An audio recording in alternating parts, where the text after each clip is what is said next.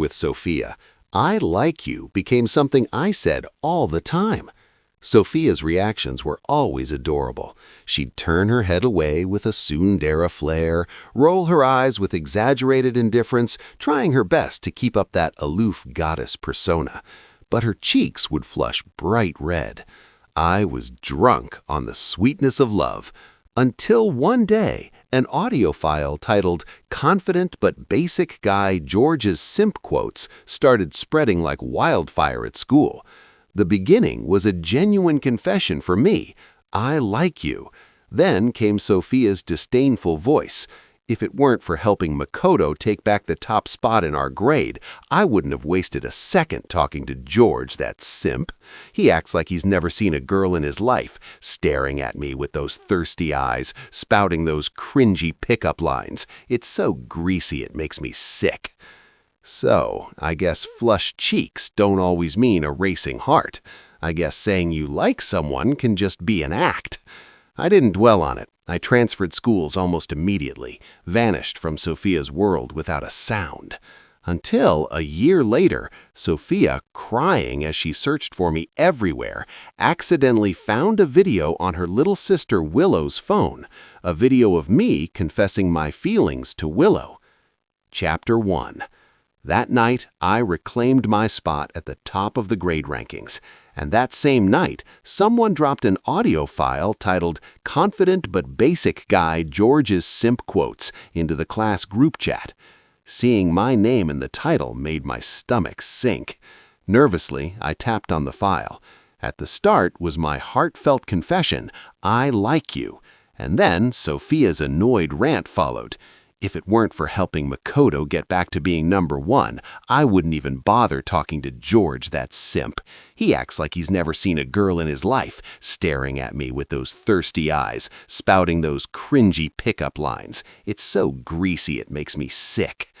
My fists clenched instinctively. I could feel my nails digging into my palm, sharp pain shooting up. But I only tightened my grip, as if pain on the outside could numb the ache inside my chest.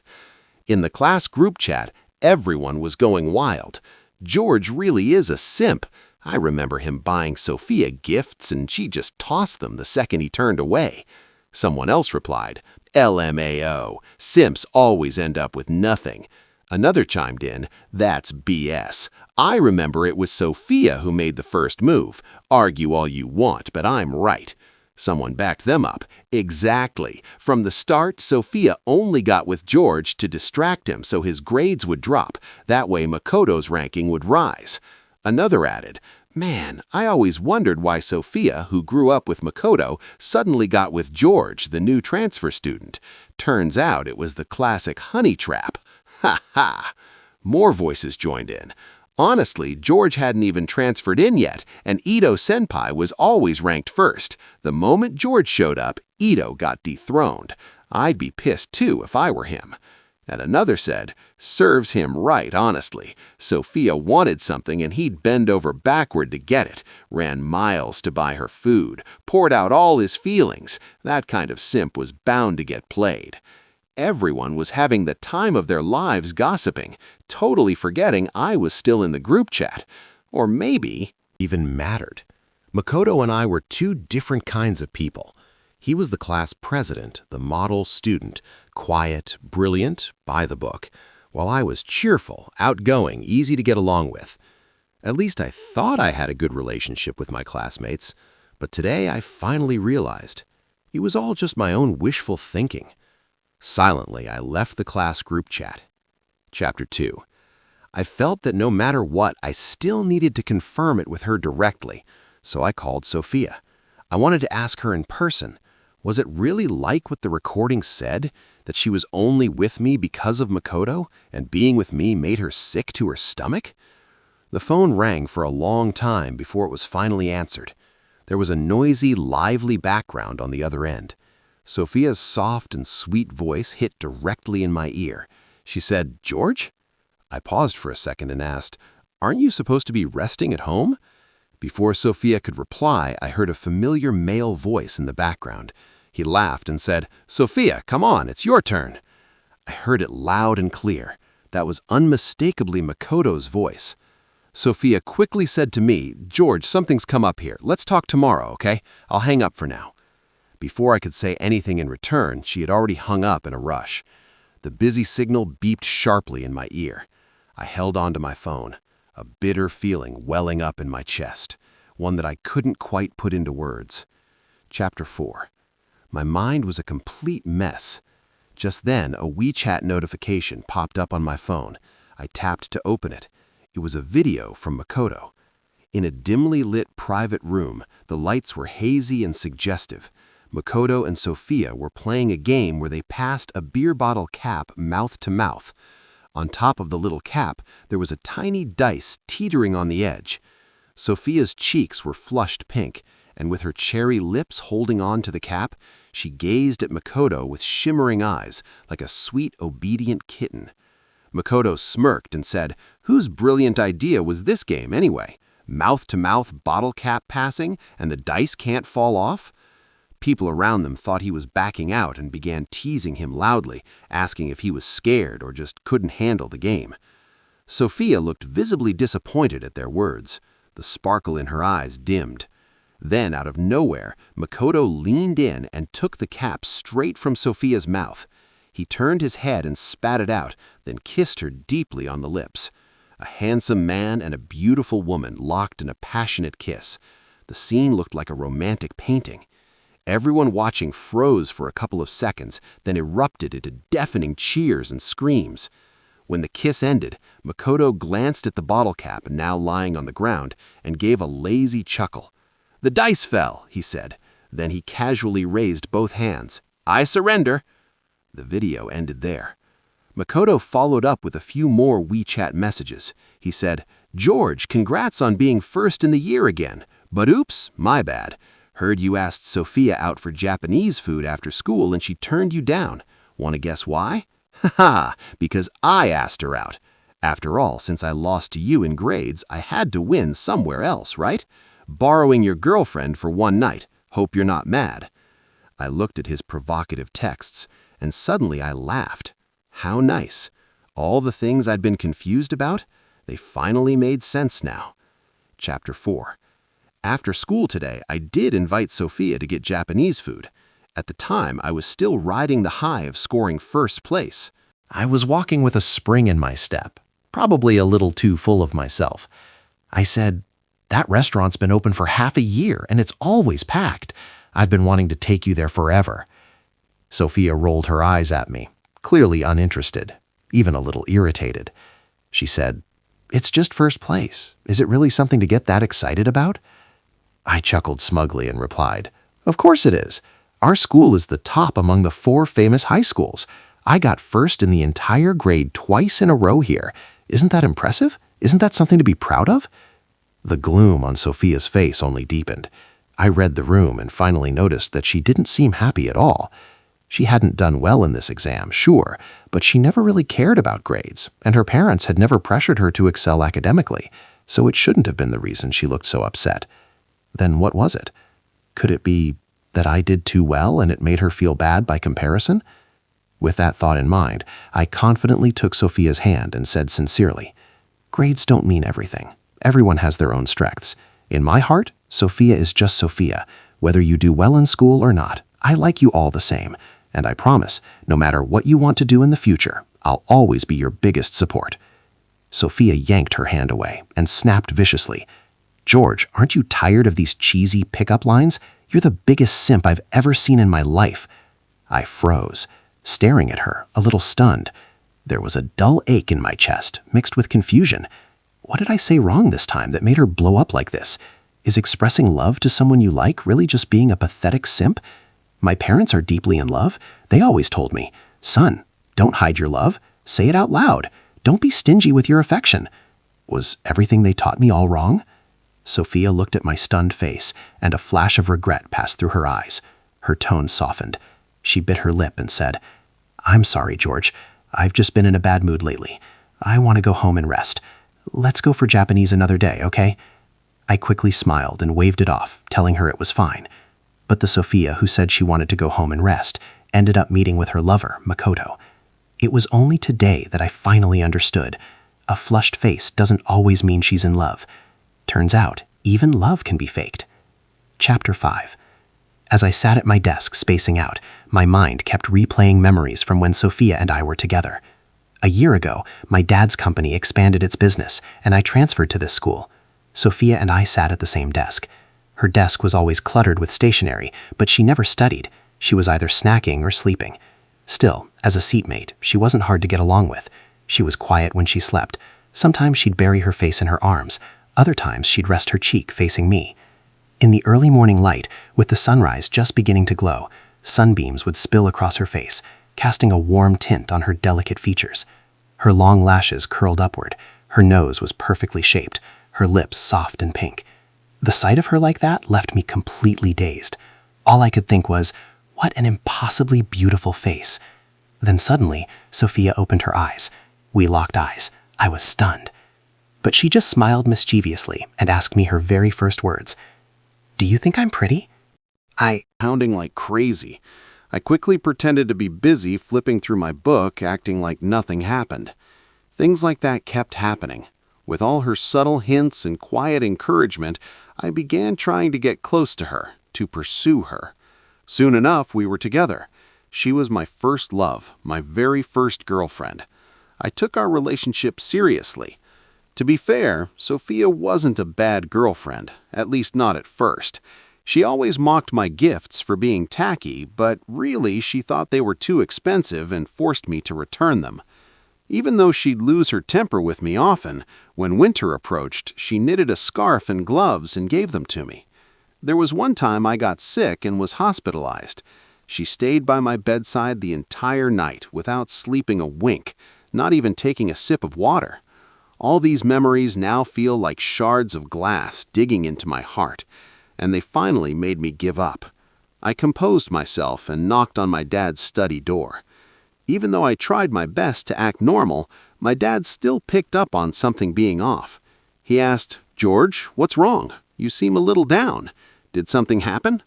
I sighed and said, "Dad, I don't want to stay at this school anymore. The pressure is just too much. I want to transfer." Without even thinking, my dad agreed. He patted me on the shoulder and said gently, "All right, you can go wherever you want. Just do your best with your studies. Don't push yourself too hard. Even if the sky falls, your dad's here to hold it up for you. Got that?" Hearing his words, my nose stung. I almost couldn't hold back my emotions. Chapter 6. My mom heard about my plan to transfer schools but didn't ask why. Right before bed, she just pulled the curtains shut and dimmed the desk lamp a little. Before leaving, she said softly, "Mom will support your decision unconditionally." I thought I wouldn't be able to sleep, but surprisingly I did. I fell asleep as soon as I closed my eyes. The next day, my dad went to school to handle my transfer paperwork. I had originally planned to go with him, but he stopped me and handed me a card. He said, "I'll take care of it. Use this chance to relax, have some fun, buy what you want. Don't worry about saving money for your old man." But honestly, I didn't have anything I really wanted to buy. I casually picked up a few game discs and cartridges and spent the whole afternoon gaming at home, then stopped by a bookstore.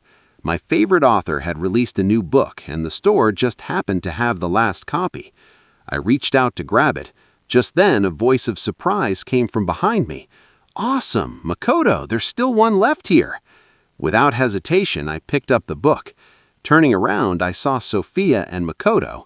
The two of them stood together, handsome guy, beautiful girl, like a picture-perfect couple. Sophia froze slightly when she saw me. She asked, "George, why weren't you in class?"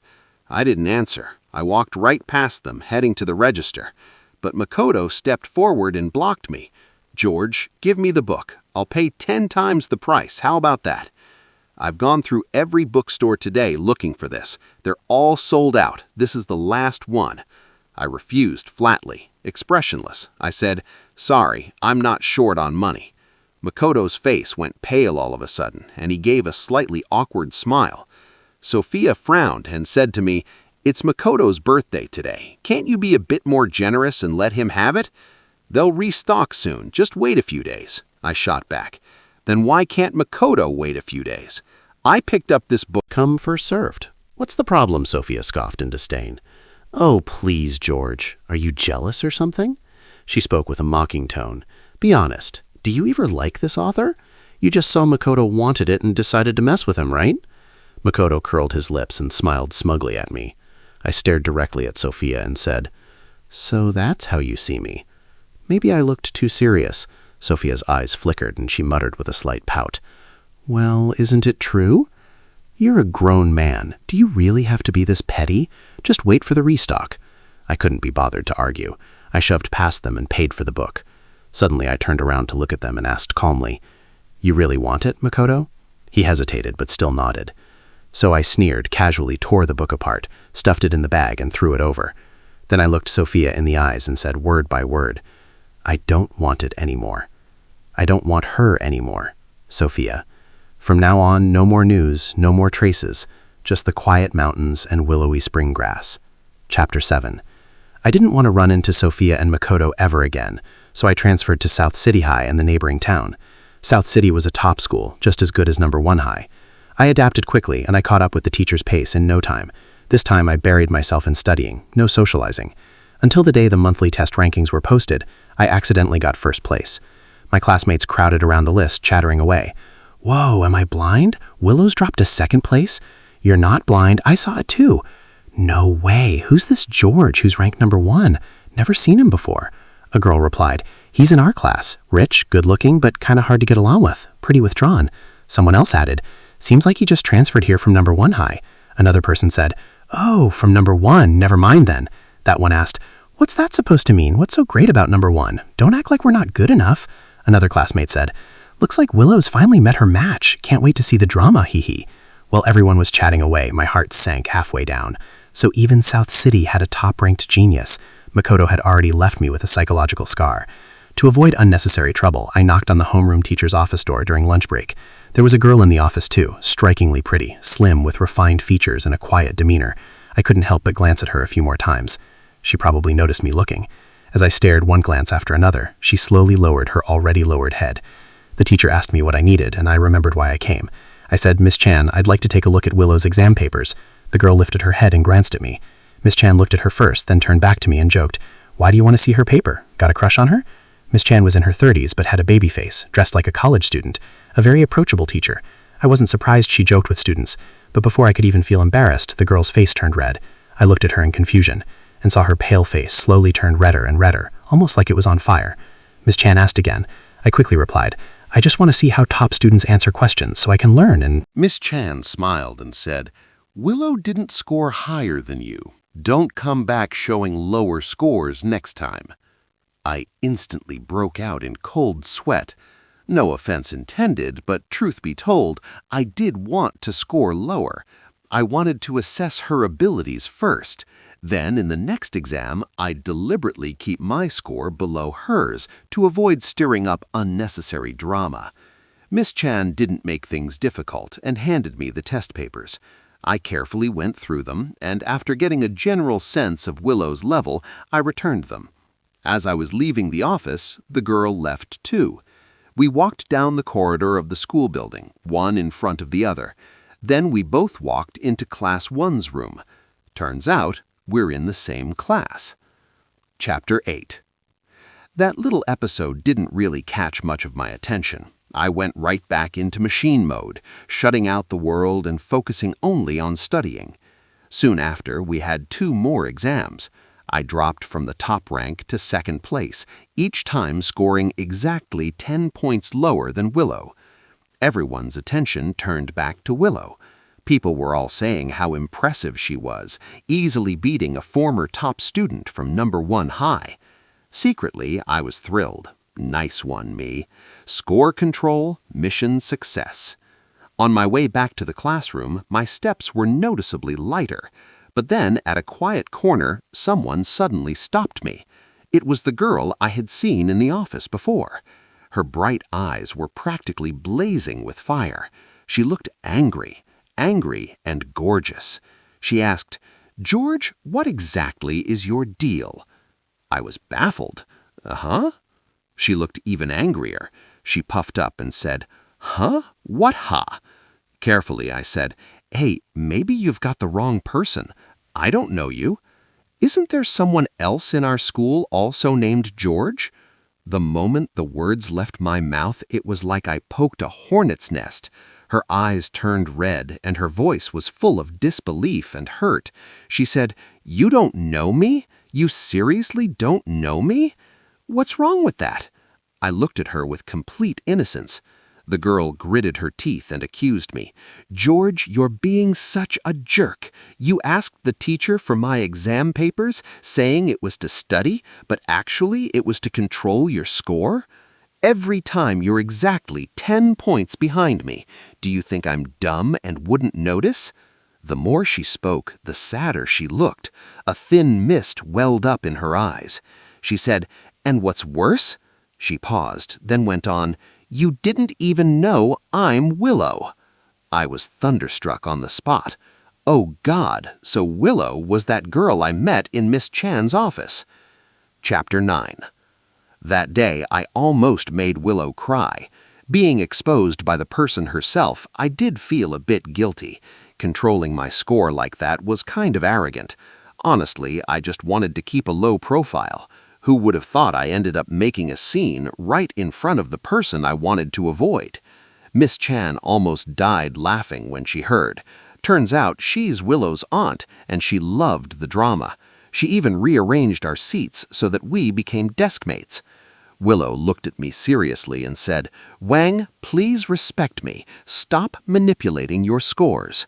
I nodded hard, holding up 2 fingers. I said, All right, I swear. After becoming deskmates with Willow, I realized she was truly gentle by nature. Whenever she couldn't out-argue me with logic, she would give me this helpless, slightly wronged look. Her even changed, from George to Little Wang. One afternoon, my mom called. She said a girl from number 1 high had come to our house, really pretty, looking very sad. She said she was here to deliver a book and asked about me. My mom said, Son, is your transfer related to her? I didn't take her book. I told her you went abroad. I was surprised she guessed so easily. After all, I'd hidden my relationship with Sophia from both my parents. My mom chuckled and said, I'm your mother. Even if you don't say it, I can tell. Hearing about Sophia still made me a bit sad. Coincidentally, our latest exam results came out that day. Willow beat me by 1 point. She blinked in disbelief, her long lashes trembling. She asked, You didn't hold back this time, did you? I pretended to be devastated, covering my face and wailing. You beat me by 1 point and still want to humiliate me? My heart hurts. It was just an act, but somehow it really did sting a little. I actually started to feel down. Seeing me so gloomy, Willow panicked. She apologized in a flurry. I'm sorry, George, I didn't mean it like that. Forgive me, please. If you forgive me, I'll do anything you ask. I instantly sprang back to life. I leaned close to her and asked with a grin, Anything? Her cheeks turned pink. She gave a shy little nod. I got excited, rubbing my hands together, racking my brain, but came up with nothing. My deskmate, David, who I'd gotten pretty close with lately, rolled his eyes and suddenly had an idea. He said, Hey, AI girlfriends are super trendy right now, right? Have Willow pretend to be your girlfriend until the college entrance exams. He looked at me eagerly and asked, What do you think? I stared at Willow and asked, What do you think, Willow? Willow's eyes widened, then her face turned bright red. She lowered her voice and said, No need to pretend. I saw her eyes sparkling, her bright gaze reflecting my dumbfounded expression. Chapter 10. The moment my heart started racing, I chickened out. I fled in manic. That's when I finally realized I'm a total hopeless perv. Whenever I see Willow's beautiful face, my brain crashes and I lose all ability to think. You might think that's normal, but it's not. It's dangerous. So I started avoiding Willow. I even asked David to switch seats with me. When Willow came to ask me questions, I replied solemnly, You're not allowed to talk to me. She nodded obediently and said, All right. But soon after, she came back with more problems. She said, Little Wang, can you help me with this question? I replied, No talking. She pouted and said sadly, Sorry, I forgot again. And so the cycle repeated. Chapter 11. Sophia got a call from her sister Willow late at night. Willow very seriously asked her how to make the guy she liked fall for her too. They were biological sisters. When they were 10, their parents divorced. Willow took their mother's last name and went with her. Sophia stayed with their father. Even after all these years, their sisterly bond remained. Sophia was a little surprised and asked, "Sis, are you in love?" Willow shyly admitted it. She said, "I like him a lot, but I don't know how to make him like me back." Sophia felt dazed. A voice from her memory echoed. That boy had said, "Sophia, you're so cute. Sophia, I really like you." He had always told her he liked her, openly, sincerely, without reservation. A teenage boy's feelings are intense. She couldn't help but be moved by him, like orange soda, bubbling up in her heart, rippling, turning into a sweet and sour secret. She almost forgot that she'd been with George because of Makoto. But Makoto, He had jokingly asked Sophia, "Don't tell me you've actually fallen for George." Her hidden feelings, fragile, unspoken, were suddenly exposed. Pride made her deny it. She started carrying a voice recorder in her pocket, secretly recording every moment she spent with George. She cut up every one of his heartfelt confessions, turned them into a simp quote compilation, then pretended to be disgusted, saying George was too cringy. Back then, she was pathetic and cowardly, trying to hide her racing heart by humiliating him. She sent the quote compilation to Makoto, as if to prove that she really didn't like George. But what she didn't expect was, Makoto secretly sent that file out behind her back. That night at KTV, while playing the bottle cap passing game, she looked into Makoto's eyes, but in her mind, she saw George's eyes instead. Bright, sincere, passionate, unforgettable. Her heart skipped a beat, but the next second, Makoto lifted her chin and kissed her deeply. After the kiss, Sophia was completely shaken. She actually felt like she had cheated. She thought she was going crazy. How could kissing Makoto feel like cheating? They were childhood sweethearts. Weren't they supposed to be perfect for each other? The last time Sophia saw George was at the bookstore. They argued over a book. Sophia asked him to give it to Makoto. At the time, it seemed simple to her. It was just a book, right? George was rich. Once it was restocked, he could buy as many copies as he wanted. But later, she realized she was wrong, and she would never get the chance to make it right, because George suddenly disappeared. Before she could even realize how she truly felt about him, he vanished from her world without warning. And it wasn't until then that she found out the simp quote compilation had been leaked by Makoto. Furious, she went to confront him. Makoto tilted his head and replied coldly, "Sophia, you recorded those yourself." Sophia's face went pale. That's right, she recorded them herself. If she did, why be afraid he'd hear them? She tried to convince herself. So what if he disappeared? It didn't matter. It was all fake anyway. But over time, Sophia found herself thinking, Replied, "What?" Willow said. "I was asking how to get a guy I like to like me back." Absent-minded Sophia said, "You got a short skirt? Stockings? Seduce him." Willow was speechless. Right before hanging up, Sophia suddenly remembered something and asked, "By the way, is there a new transfer student at your school this term who gets really high grades? Someone with a sunny smile, very cheerful. His name's George." On the other end, there was a brief burst of static. Then Willow's gentle, calm voice came through. She said, "No, never heard of him." Chapter 12. The semester ended quickly. I went home for the winter break. Willow messaged me on WeChat every day, sharing little moments from her life. Sometimes she sent me a photo of the bright moon, captioned, "The moon is beautiful tonight." Sometimes she sent a picture of a dog, captioned, "Looks like you." I was speechless. That night, Willow suddenly sent me a video of herself putting on stockings. Her movements were natural, slowly sliding the stockings up from her calves, over her long, fair legs, inch by inch disappearing under her skirt. Her pale skin was now sheathed in sheer black, adding a faint, mysterious allure.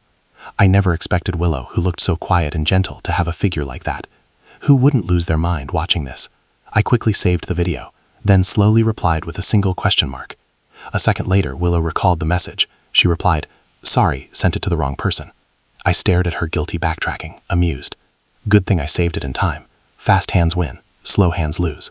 I tossed my phone on the bed and didn't reply. After I got out of the shower, I saw that Willow had sent over dozens of messages. I really sent it to the wrong person. Why aren't you replying? Picture, crying kitten.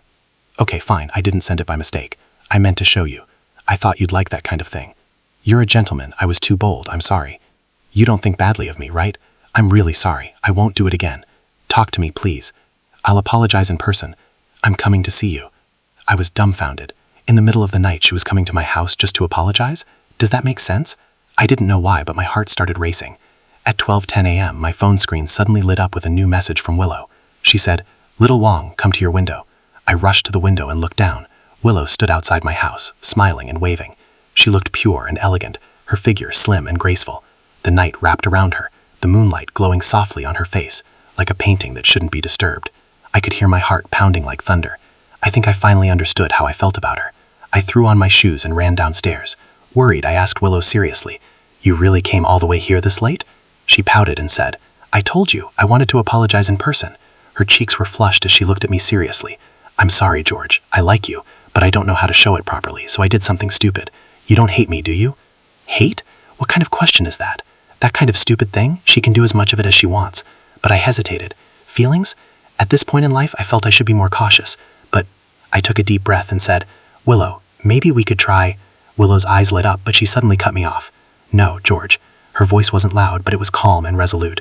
She said, "You can't say yes just because you're afraid." I had a failed relationship. My feelings were trampled like they were worthless. So I became a coward. I was afraid. I didn't dare express how I felt. But the truth is, I've liked you for a long time. Let's be together, Willow. Willow stood on tiptoe and kissed me suddenly. Startled, I pushed her away. "I've got a cold. I don't want you to catch it." She shook her head and said, "It's okay. We'll be sick together." Chapter 14. Willow's mom was away on a business trip. Only her sister was home, no adults. She sneakily brought me into her room. The moment the door closed, I pressed Willow against the wall and kissed her. Then slowly moved downward, kissing along her neck. Willow let out a soft moan, her breathing quick and sexy. She rested her hands on my shoulders, letting me do whatever I wanted. Her gaze was dreamy, her lips glistening like rippling water. Just as our kiss deepened, someone started banging on the door. We instantly sprang apart. Through the door, Willow said, "What is it, sis? I'm going to sleep." A woman's voice laughed mockingly from outside. "Open up, or I'm calling Mom."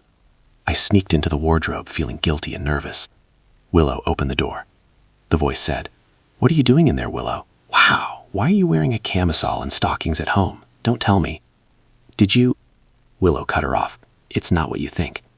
The voice chuckled softly. "All right, fine. Guess it's just me overthinking." The hallway went quiet. Thinking she'd left, I crawled out of the wardrobe. My nose was already blocked from the cold, and now, crammed in the closet, I was dizzy and almost out of air. Then suddenly I heard a trembling voice behind me. "George." I turned to the sound. Sophia stood at the doorway, fists clenched, eyes red, staring at me. Chapter 15. I didn't expect to ever see Sophia again. And I definitely didn't expect that Sophia and Willow were biological sisters. They were nothing alike, neither in looks nor in personality, complete opposites. With a hoarse voice, Sophia apologized to me. "I'm sorry, George. I was immature back then, and I did things that hurt you." I looked at her with an expressionless face. Sophia clutched my sleeve and slowly sank to her knees. Her voice trembled. "George, I've missed you so much. After you transferred, I kept searching for you. I nearly went crazy trying to find you. But you completely disappeared, like you were gone from the world. George, I love you. That audio clip was sent by Makoto, not me. I didn't know anything about it. I never meant to hurt you. I've completely cut ties with Makoto now. Could you give me another chance?" I pried her hand off, my tone calm and indifferent. "Could you stop being so cringe? All this talk about love, how you went crazy trying to find me, seriously, isn't that embarrassing? Didn't you say those cheesy love confessions were gross and fake? You've got some nerve. And now you say Makoto leaked the audio. Would he even have it if you hadn't recorded it? Now you want to play innocent? You're pathetic, Sophia. Don't bother apologizing. It's a waste of time. I'll never forgive you." Sophia looked at me in despair. Then suddenly she pointed at Willow in anger. "And you think she's any better than me? She knew I was looking for you. I even asked if she'd seen a transfer student named George. And she said no. She straight up said no. If I'm despicable,